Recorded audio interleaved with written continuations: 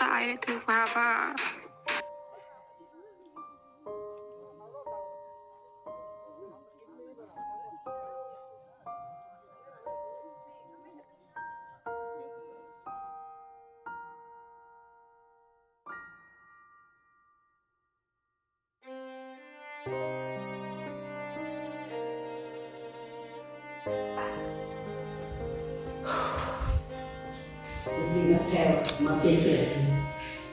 โอ้ยพี่น้องเนาะจักสิว่าจังใดพี่น้องได้น้องหลาก็ได้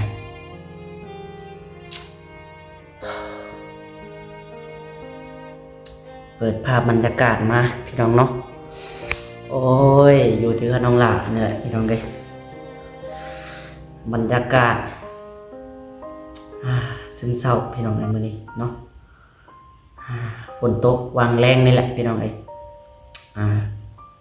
มีข่าวไล่มาแจ้งให้แม่ๆ FC ได้ฟังนำกันพี่น้องเอ้ยมื้อนี้น้องหลาก็จักสิว่าจังไดเนาะเอาจังไดพี่น้องเอ้ยก่อนจะเข้าไปเบิ่งเรื่องราวนำกันเนาะจังไดก็สบายดีเนาะสบายดีและสวัสดีพ่อแม่พี่น้อง FC ที่หักแพงเบิดสุกูสู่คนพี่น้องเอ้ยพบพอกับทางน้องหลาอีกคือเก่าเนาะมื้อนี้น้องหลาก็จักบ่จักคำจะบรรยายเด้อพี่น้องเอ้ยพี่น้องเนาะเดี๋ยวสิมาเล่าสู่ฟังพี่น้องเอ้ยคือน้องหลานี่ตอนนี้ใจแบบอยากไปถ่ายไปเบิ่งให้แม่ๆ FC ได้เบิ่งนำกันนั่นแหละพี่น้องเอ้ยได้แต่ก็ ไปบ่ได้เนาะเพราะว่าทั้งพ่อกับแม่ไปแล้วพี่น้องเอ้ยเป็นนี่พี่น้องเอ้ยเป็นพ่อของทางเป็นพ่อเฒ่าอันอ้ายเนาะเป็นพ่อเฒ่าอ้ายกันพี่น้องเอ้ยพ่อเฒ่าอ้ายกันที่ว่าเอาเมียอยู่ทางบ้านนาเก่งเนาะได้เกิดพี่น้องเอ้ยเหตุสุดวิสัยขึ้นพี่น้องเนาะผ่าเนาะผ่าในระหว่างเราเนี่ยเก็บนี่พี่น้องเลยหมัดเข่าเพราะว่าฝนตกได้พี่น้องเราเก็บกูเข่าแล้วมัดเข่าแล้วผ่าเราพี่น้องเลยตอนนี้จนบ่รอดพี่น้องเนาะเสียชีวิตน้องหลาก็บ่ได้ไปพี่น้องเลยมีแต่พ่อกับแม่ไปเพราะว่าทางน้องหลาก็ยังเป็นเด็กน้อยอยู่เพราะว่าไปเบิ่งแนวนี้เรื่องนี้ก็มันจังไรพี่น้องเพราะว่าเราก็เคยเห็นภาพมาก่อนเนาะเคยผ่านจุดนี้มาก่อนพี่น้องอยากไปเบิ่งอันนี้ก็ยันคอนอ้อนเด็กน้อยพี่น้องพอกับพ่อกับแม่เพิ่นบ่ให้ไปบ่ให้อยู่เฮือนเบิ่งเฮือนมื้อนี้เฝ้าเฮือนพี่น้องน้องหลาก็เลยมานั่งเปิดคลิปให้แม่ FC ฟังนำกันเนาะ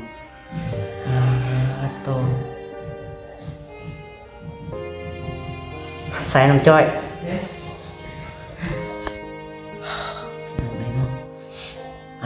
จังใดค่ะเสียใจนั่นเพิ่นพี่น้องเอ้ยน้องหลากันเห็นทางแม่บุญมาเพิ่นพี่น้องเอ้ยบ่จักให้บ่จักห้องเราเนาะยามนี้ก็มีผ้าแตกผ้าดำพี่น้องเอ้ย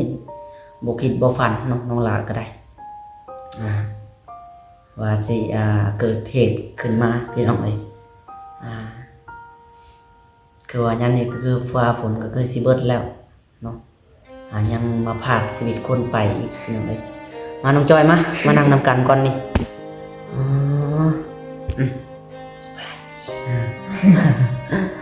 โอ้ยเป็นจังไดน้องจอยใส่มาเบิ่งลูกคิดนี่ใช่ช่วยแม่สิเบิ่งเนาะคนหลายวะพาแบบอยู่ไกลพี่น้องเลยน้องหลาก็ว่าสิไปแต่ก็บ่ได้ไปเนาะอีกอย่างมันก็ไก่แน่นาเราพูนติดอยู่ทางบ้านแม่พุ่นเนาะอยู่ไกลหมู่พี่น้องเลยก็ว่าอยู่แถวบ้านนาเก่งนี่ก็ว่าไปน้องหลาจะเที่ยวกลับมาได้แต่ก็บ่ได้ไปเนาะจนสั่นจนเส้นพี่น้องพอได้ยินข่าวน้องจ้อย จักสิว่าจังไดเนี่ยพี่น้องเอ้ยใช่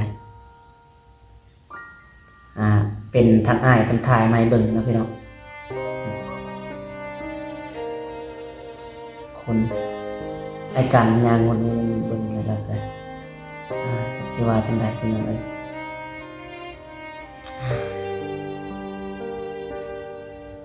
ใส่ตรงนี้บ่ฟังเสียงพี่น้องเอ้ย พอตายถึงมาบ้า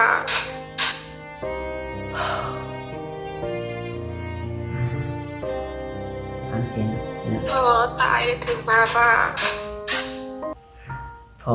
ทางแม่บุญมาเพิ่นพี่น้องเอ้ยถือผ้าเพิ่นว่าวังนี่สิประมาณวัง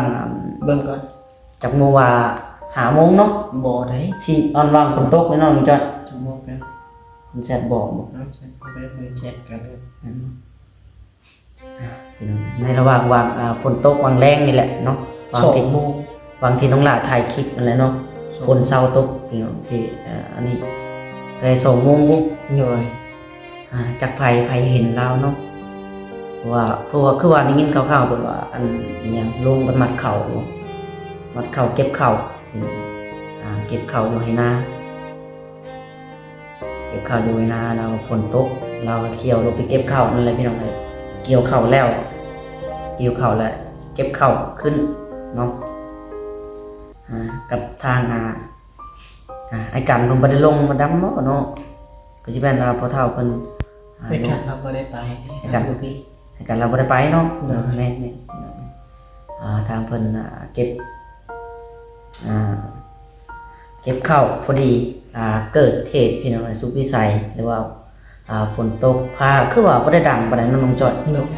พี่น้องมันมีผ่าลงมายินเขาว่าบ่แม่นว่าผ่าต้นไม้ผ่าหยังผ่าตัวคนนี่แหละ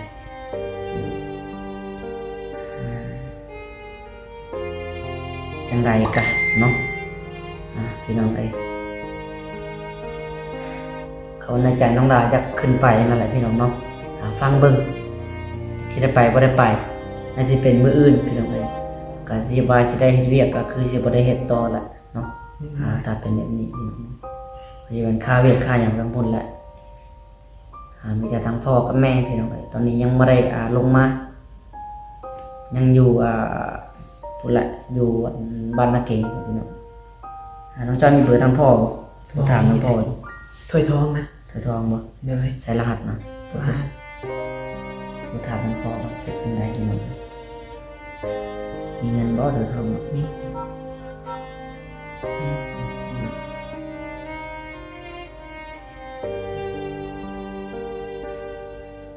นั่นนี่มันมีคนโทรมาให้กิน บ่เคยโทรศัพท์น้องหลาอีหยัง เช่น มีเงินบ่เนาะ Sorry, the number you dialed cannot be connected. Please try again later. Sorry, เห็นจะ the ฮู้ number ข่าว you dialed เป็นจัง cannot ได๋ be connected. Please try again later. Sorry, the number you เดี๋ยวจะเอาโทรศัพท์น้องหลาคืนนี้ก่อน ไหนบ่ ทำบ่ได้ก็เติมมาแล้วเติมบัตรเอา มีบ้านเลยจากนี้ก็เติมเอง แม่น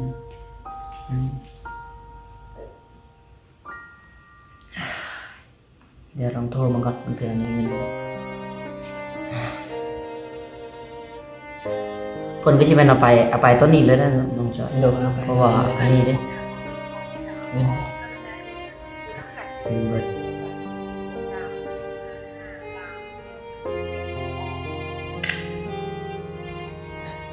เติมพูดน้องจ้ะเติมบัตรหน่อยอดจะรอเลยพี่น้องเด้อเดี๋ยวน้องหลาจะโทรหาทางพ่อครับเป็นยังไงก็ได้เนาะเพิ่นก็สิเอาไปมื้อนี้เลยล่ะพี่น้องเอ้ยเบิด สแกนบ่ เนาะกดตัวเลขแล้วตัวนี้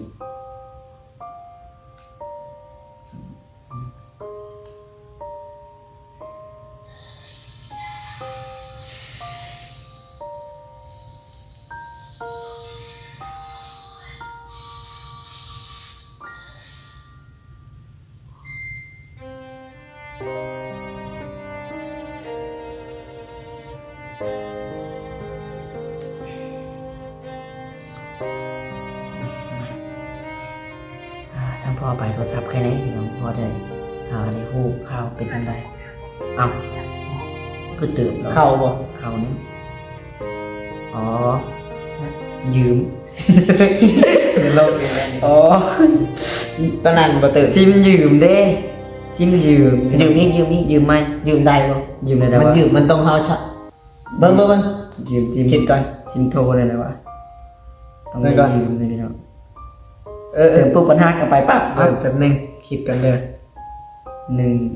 บ่แม่นได้สีบ่แม่น ยี่สิบ แม่นบ่ ยืมได้5,000เมน แม่ เม น น บ่ เมนเมน ครับบ่ได้หรอก ยืมเป็นโทรพี่น้องว่าต้องได้ยืมในส่งนี้เติมปั๊บปัด05ไปซ้ำโอ้ยหนึ่งจะตลกอีกแล้วใช่ครับพี่น้องเลยเนาะสรุปแล้วโทรบ่ได้พี่น้องเลย สรุปแล้วโทรบ่ได้เราจะมีแต่มืออื่นพี่น้องเลยก็ว่าน้องหลาว่างๆสิขึ้นไปพี่น้องขึ้นไปเบิ้งกับตานะพี่น้องเนาะแต่ก็มื้อนี้เพิ่นไปแล้วพี่น้องเลยเพิ่นต้องเอาไปฟังเรียบร้อยเนาะเพราะว่ามันตั้งแต่2 โมงพุ่นเนาะ เด้อ พี่น้องน้องหลาก็มาเปิดคลิปตอนกลางคืนได้บัดนี้เพราะว่าที่แรกก็คิดว่าสิบ่ได้ถ่ายพี่น้องติดต่อทางพุ่นบ่ได้เป็นกว่าเรื่องแท้หรือว่าเรื่องแท้หรือว่าเรื่องหรือว่าเขาเว้ากันเล่นๆนะพี่น้องน้องหลาคิดว่าอันนี้นะบ่แม่นความจริงพี่น้องจนมาเห็นคลิปแล้วก็ทางเพิ่นหากระแสมาเนาะนั่นแหละน้องหลาเลยบ่กล้าเอาคลิปออกไปมั่วๆพี่น้อง